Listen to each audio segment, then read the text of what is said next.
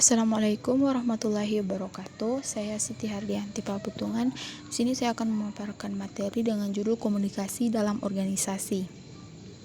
Komunikasi dalam organisasi. Komunikasi organisasi pada umumnya membahas tentang struktur dan fungsi organisasi, hubungan antara manusia, komunikasi dan proses pengorganisasian serta budaya organisasi. Komunikasi organisasi diberi batasan sebagai arus pesan dalam suatu jaringan yang sifat hubungannya saling bergantung satu sama lain, meliputi arus komunikasi vertikal dan horizontal.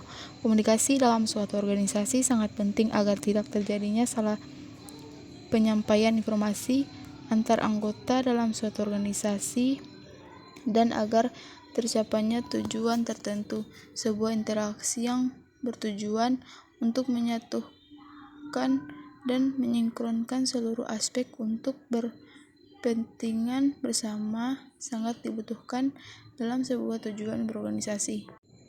Pengertian komunikasi. Komunikasi merupakan aktivitas dasar manusia. Komunikasi adalah bagian penting yang tidak dapat dipisahkan dari kehidupan manusia sebagai makhluk sosial. Dengan berkomunikasi, manusia dapat saling berhubungan satu sama lain, baik dalam kehidupan sehari-hari di rumah tangga, di tempat pekerjaan, di pasar, dalam masyarakat, atau di mana saja manusia berada. Sifat informasi. Sifat informasi adalah hal yang pasti dimiliki semua objek yang ada di muka bumi ini. Informasi juga yang merupakan objek abstrak memiliki sifat yang berfungsi sebagai jati diri informasi. Berikut sifat-sifatnya. Yang pertama, faktual.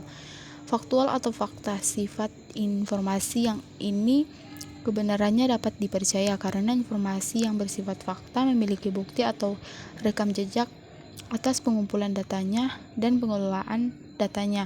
Opini. Sifat informasi ini sedikit membingungkan karena opini terbentuk disebabkan adanya head speech atau omongan yang mempengaruhi dan dialami oleh beberapa orang yang sama. Komunikasi antar pribadi. Komunikasi antar pribadi merupakan komunikasi antar dua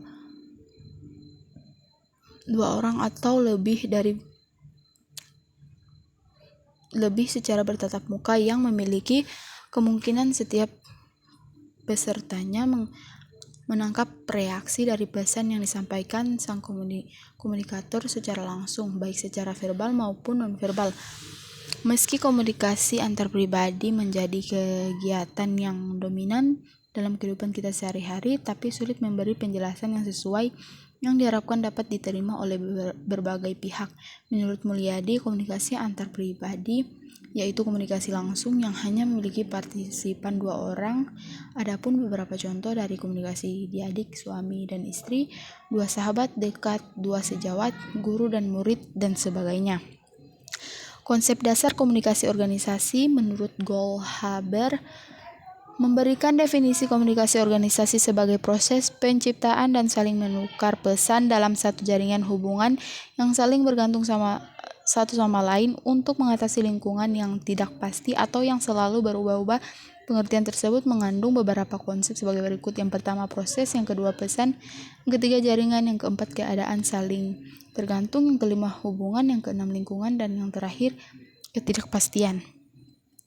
Menciptakan komunikasi yang efektif dalam organisasi. Komunikasi efektif bukan hanya sekedar berbicara antara satu orang dengan orang lainnya. Lebih dari itu, komunikasi ini menjadi proses pertukaran pemikiran, informasi, pengetahuan, dan ide. Jadi komunikasi disajikan dengan cara yang paling dipahami oleh penerima sehingga tujuan dapat dipenuhi sebaik mungkin. Itulah kenapa komunikasi efektif sangat penting bagi organisasi manapun, sebab dapat membantu dalam pengembangan produk, manajemen karyawan, hingga hubungan pelanggan. Menciptakan komunikasi yang efisien dalam organisasi. Komunikasi yang efisien dalam organisasi yang pertama mendengarkan lawan bicara. Dalam berkomunikasi kita memang diperkenankan untuk mengutarakan pendapat, namun bukan berarti kita tidak membiarkan lawan bicara untuk mengantarkan pendapatnya. Terkadang mendengarkan lawan bicara juga penting. Yang kedua, mengajukan pertanyaan. Komunikasi yang efisien juga memerlukan tanggapan dari pihak lain. Pertanyaan yang setelah disampaikan oleh lawan bicara memerlukan tanggapan, bisa dengan mengajukan pertanyaan. Jika terdapat pertanyaan tidak mengerti, mengutarakan tanggapan Anda. Yang ketiga, memberikan informasi dengan jelas. Dalam berkomunikasi juga perlu menyampaikan informasi secara jelas sehingga tidak menimbulkan salah paham dari pihak lain. Penjelasan informasi dengan jelas dan akurat tentunya akan membuat lawan bicara memahami apa maksud dari yang ingin disampaikan. Yang keempat, mengombinasikan komunikasi verbal dan nonverbal.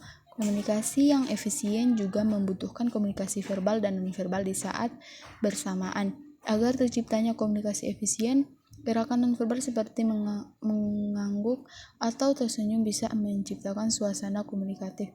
Ditambah lagi gerakan verbal, yaitu melalui penyampaian informasi atau tanggapan secara jelas Anda berikan kepada lawan bicara. Sekian dan terima kasih. Wassalamualaikum warahmatullahi wabarakatuh.